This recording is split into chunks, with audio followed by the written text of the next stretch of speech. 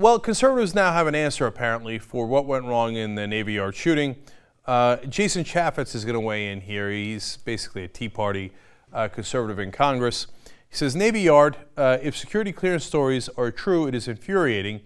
Government-wide problem, 2PC, lacks big pic perspective. Too politically correct. What does that mean? Politically correct how? In what direction?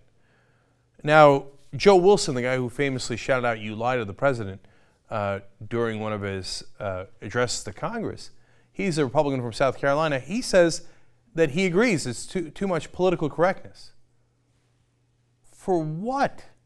I don't quite understand. Now, of course, he mentioned the Fort Hood attack when Nidal Hassan. Now, I've heard that a lot from conservatives. At least I understand it. They say, oh, well, yeah, it's Muslims. Political correctness. We don't, exclude all Muslims from the military. We don't do extra checks on them. We don't, we treat them like all other Americans. Political correctness. We respect the Constitution. Political correctness.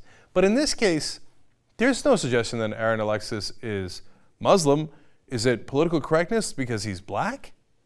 But are you kidding me? I mean, such an enormous percentage of our military is African American, and I didn't realize African Americans were a big threat to do shootings on our own troops or in our own military installations. He happened to kill all civilians in this case. In fact, it's usually the white guys doing the mass shootings. Too politically correct? How? What are you talking about?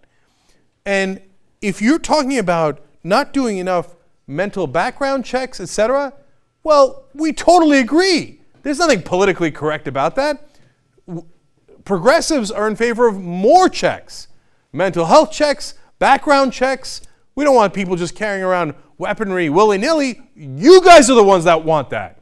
So if there's a political correctness, well, it's your fault.